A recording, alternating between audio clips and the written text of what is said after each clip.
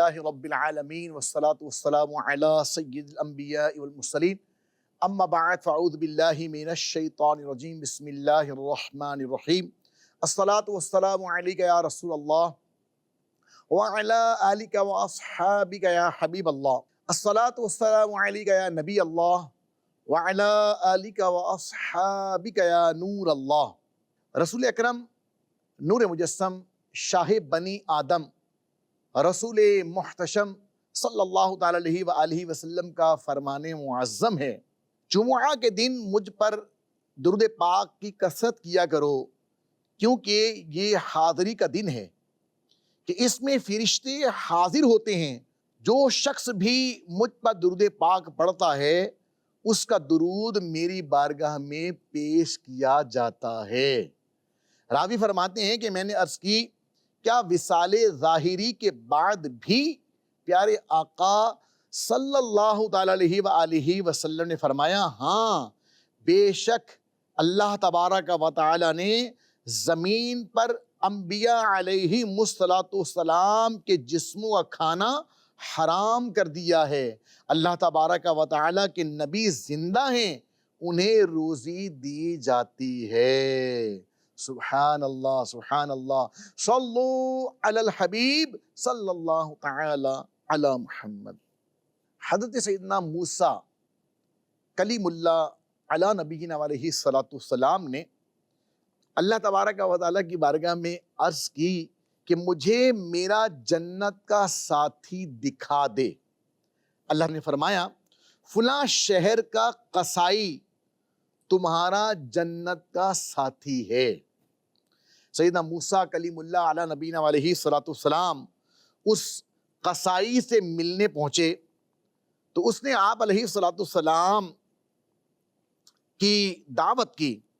جب کھانے کے لیے بیٹھے تو قصائی ایک بڑی سی ٹوکری میں اپنے پاس جو اس نے ٹوکری رکھی ہوئی تھی اس ٹوکری میں 2 نوالے ڈالتا اور ایک نوالا خود کھاتا۔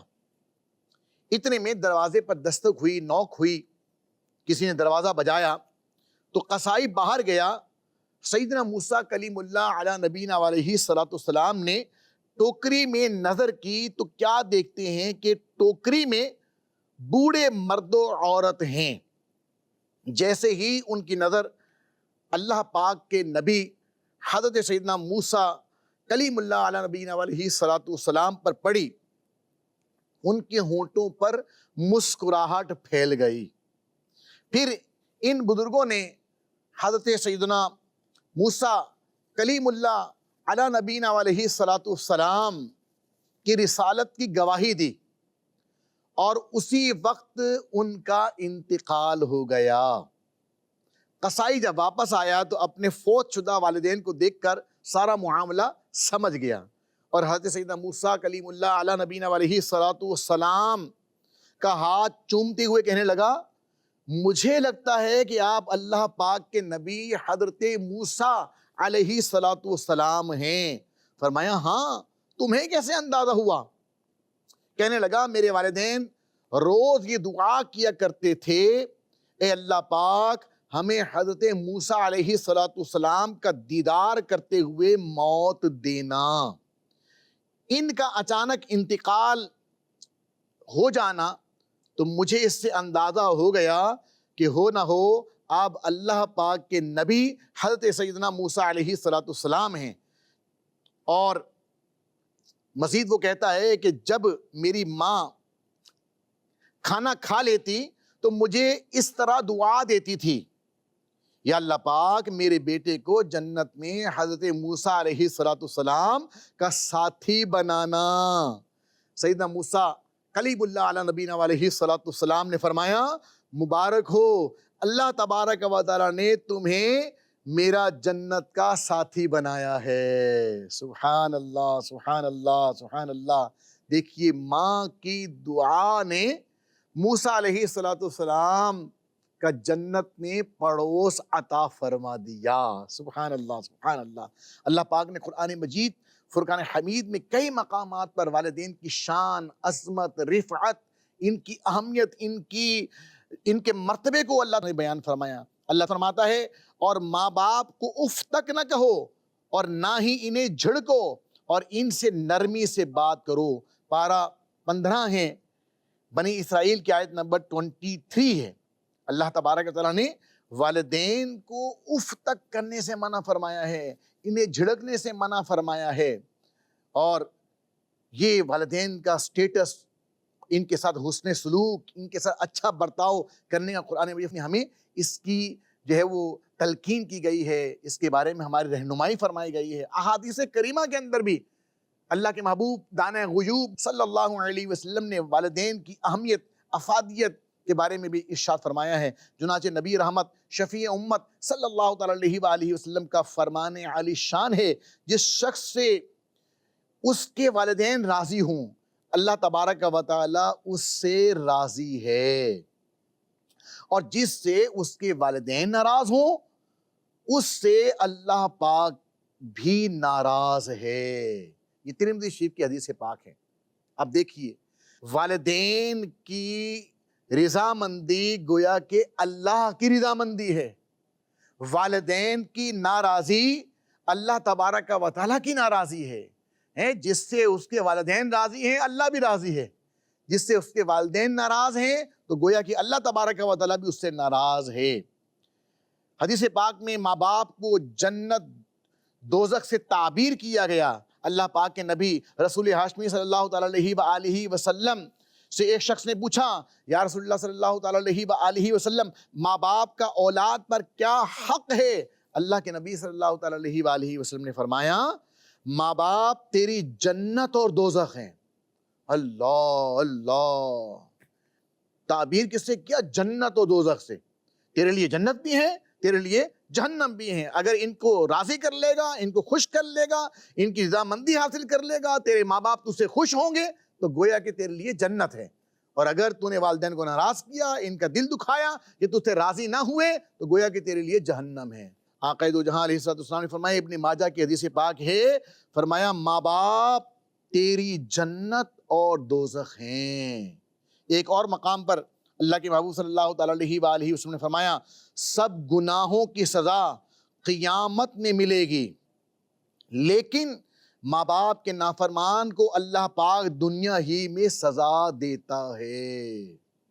حدیث پاک مضمون ہے، جو بچہ اپنے ماں باپ کو محبت کی، جو بچہ بھی اپنے ماں باپ کو محبت کی نگاہ سے دیکھتا ہے تو اللہ تبارک و تعالی اسے حج مبرور یعنی مقبول حج کا ثواب عطا فرمائے گا۔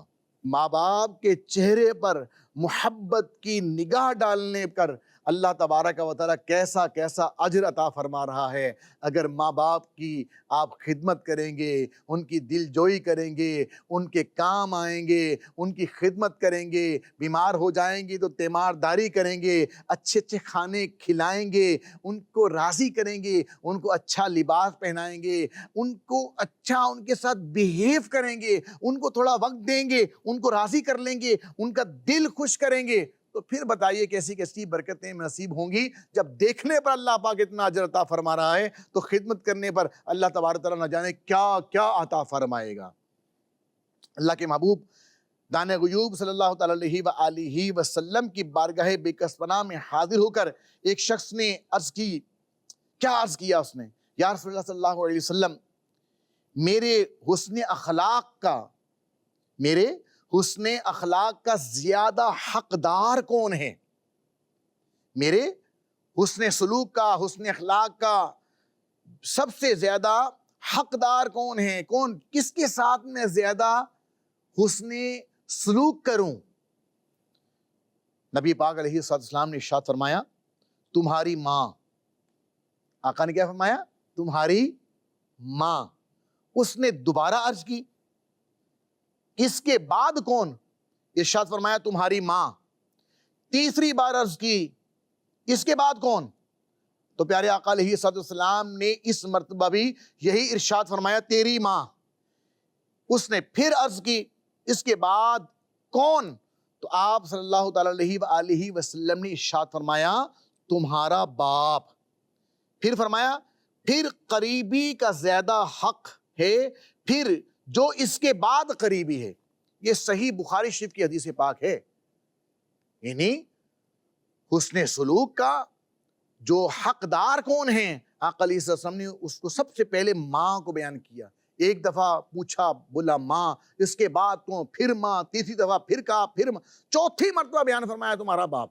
علماء نے لکھا ہے اس حدیث پاک کے تحت کہ ماں کا ان معنوں میں حسن سلوک کے اعتبار سے جو مقام و مرتبہ ہے وہ باپ سے 3 گنا بڑا ہے، کہ پہلے ماں ہے پھر باپ ہے. اور اس کے بعد پھر قریبی رشتہ داروں کے حسن سلوک کے حوالے سے ارشاد فرمایا. ایک صحابی رضی اللہ تعالیٰ عنہ نے نبی پاک صلی اللہ تعالیٰ علیہ وآلہ وسلم کی بارگاہ میں حاضر ہو کر عرض کی، فرمایا ایک راستہ ہے اس میں گرم اور پتھریلے پتھر ہیں، یعنی پتھروں بھرا وہ راستہ ہے اور شدید گرمی ہے. اور اس کی شدت کو بیان کرتے ہوئے کیا کہا کہ اگر ان پتھروں کے اوپر کوئی گوشت ڈال دیا جاتا تو وہ بھی کباب ہو جاتا. یعنی گرمی کی شدت یہ ہے، اور پتھریلی جگہ ہے، ایک راستہ ہے، پتھروں والا راستہ ہے، شدید گرمی ہے اور گرم ہے. تو وہ عرض کرتے ہیں یا رسول اللہ صلی اللہ علیہ وسلم، میں اپنی ماں کو گردن پر سوار کر کے 6 میل تک لے گیا ہوں، کیا میں نے اپنی ماں کا حق ادا کر دیا؟ تو سرکار نامدار، مدینے کے تاجدار، دو عالم کے مالک و مختار صلی اللہ تعالیٰ علیہ وآلہ وسلم نے فرمایا، تیرے پیدا ہونے میں درد کے جس قدر جھٹکے اس نے اٹھائے ہیں، شاید ان میں سے کسی ایک جھٹکے کا بدلہ ہو سکے. نبی پاک صلی اللہ تعالیٰ علیہ وآلہ وسلم نے ارشاد فرمایا، اللہ پاک کی رضا والد کی رضا میں ہے اور اللہ پاک کی ناراضی والد کی ناراضی میں ہے. یہ سنن ترمذی کی حدیث پاک ہے. آپ سماعت کر لیں، باپ راضی ہے تو اللہ راضی ہے، والد کی رضا اللہ کی رضا ہے. نبی پاک علیہ السلام نے ارشاد فرمایا، صحیح مسلم شریف کی حدیث ہے، بے شک تمام نیک اعمال سے بڑھ کر نیک عمل یہ ہے کہ بیٹا اپنے باپ کے دوستوں سے اچھا سلوک کرے. اللہ اللہ، باپ کے دوستوں کے ساتھ اچھا سلوک کر رہا ہے. نبی پاک فرما رہے ہیں تمام گویا کہ نیک اعمال میں سے بڑھ کر یہ نیک عمل ہے. آپ بتائیے، باپ کی وجہ سے باپ کے دوستوں کے ساتھ سلوک کرنے کا نبی پاک علیہ السلام گویا کہ اس کی فضیلت، اس کی اہمیت بیان کر رہے ہیں. خود اگر باپ کے ساتھ نیک سلوک کرے گا تو اللہ پاک اس کو کتنا اجر و ثواب عطا فرمائے گا. ایک عمر رسیدہ 5 بیٹوں اور 2 بیٹیوں کے والد ہیں اور کراچی کے مشہور علاقے میں واقع اولڈ ہاؤس میں رہتے ہیں. صحافت میں ماسٹر کر رکھا ہے اور بینک افسر کی حیثیت سے ریٹائر ہوئے اور گھر چھوڑ کر اولڈ ہاؤس آ گئے. کہتے ہیں پہلے میرے بچے مجھ سے بہت ڈرتے تھے، اب میں بوڑھا ہو گیا ہوں اس لیے اب وہ مجھ سے نہیں ڈرتے. ایک بیٹے کو میں نے ہی بینک میں لگایا تھا، اب وہ مینیجر بن گیا. ریٹائرمنٹ پر جو رقم ملی اس سے 3 منزلہ مکان بنا کر دیا جس میں یہ لوگ رہتے ہیں. یعنی اولڈ ہاؤس کے اندر والد رہتا ہے، وہ اپنی داستان سنا رہا ہے کہ جناب میں نے بچوں کو پالا پوسا، جوان کیا، بڑا کیا، اور حالت یہ ہے گھر میں میری کوئی عزت نہیں تھی، میری چلتی نہیں تھی، میری بات کوئی مانتا نہیں تھا، وہ مجھ سے ڈرتے نہیں تھے، میری بات، میری کوئی رسپیکٹ اور عزت اور میری اہمیت اور افادیت کو کوئی سمجھتا نہیں تھا. اب کیا ان لوگوں سے بیدار ہو کے میں یہاں پہ اولڈ ہاؤس کے اندر رہنے کے لیے آ گیا ہوں. میرے پیارے سائیں بھائیو، لمحہ فکریہ ہے، یقین کریں یہ ماں، یہ باپ، یہ والدین جنہوں نے بچپن سے لے کر جوانی تک ہمیں پالا پوسا، جوان کیا، ہمیں ہماری سکلز کو بڑھایا، ہماری صلاحیتوں کو بڑھایا، ہمیں تعلیم دی، ہمیں اچھی تربیت دی، یہ سارا کام انہوں نے کیا. تو اب یہ اس بات کے مستحق ہیں کہ جب یہ بوڑھے ہو جائیں تو ہم ان کی خدمت کریں، اور خدمتوں میں بہت بڑھ کر خدمت ہی اپنے پاس رکھیں، ان کو اپنے ساتھ رکھیں. ان کو یقین کریں جو بچے اپنے والدین کو اولڈ ہاؤس میں چھوڑ کے آ جاتے ہیں، کسی اور کے رحم و کرم پہ چھوڑ کر آ جاتے ہیں، اور وہ یہ سمجھتے ہیں کہ جناب ٹھیک ہے مہینے کے مہینے ہم کچھ نہ کچھ پیسے بھی دے رہے ہیں، تو یہ کافی نہیں ہے. یقین کریں ماں کے لیے، باپ کے لیے سب سے پہلے اپنی اولاد ہے. آپ چاہیے انہیں، باقی ساری چیزیں بعد میں ہیں. آپ کا ساتھ ہونا یہ ضروری ہے۔ تو اپنے والدین کو اپنے گھر میں رکھیں اور عزت و تکریم کے ساتھ رکھیں اور ان کو مان دے کر رکھیں، ان کو بڑا بنا کر رکھیں، ان کی عزت دیں، پھر روزانہ ان کو کچھ نہ کچھ وقت دیں، ان کی دیکھ بھال کا اہتمام کریں، تو پھر ان کی دل سے دعائیں لیں گے تو انشاءاللہ الکریم اس کی برکتیں حاصل ہوں گی۔ والدین کے ساتھ یہ کوئی بات نہیں ہے کہ ان کو چھوڑ کر اولڈ ہاؤس کے اندر چھوڑ کر آ گئے، یہ درست انداز نہیں ہے۔ اسلام ہمیں یہ تعلیم دیتا ہے۔ لوگ بناتے ہیں نا، جیسے مدر ڈے آتا ہے اور فادر ڈے بھی آتا ہے، تو دیکھیے مدر ڈے منائیں، کوئی منع نہیں ہے، اگر شرعی طریقت کے مطابق اگر مناتے ہیں تو کوئی حرج بھی نہیں ہے، فادر ڈے بھی منایا جا سکتا ہے۔ لیکن اسلام تو بھائی، اسلام کے اندر روزانہ ہی مدر ڈے ہے، اسلام میں تو گویا کہ روزانہ ہی فادر ڈے ہے۔ اسلام تو یہ تعلیم دیتا ہے روزانہ محبت کی نگاہ ڈالتے جاؤ بھائی، برکتیں پاؤ، روزانہ ان کی تعظیم کرو، ان کی توقیر کرو، روزانہ ان کی خدمت کرو، ان کے کام آؤ، ان کے ساتھ اچھا سلوک کرو۔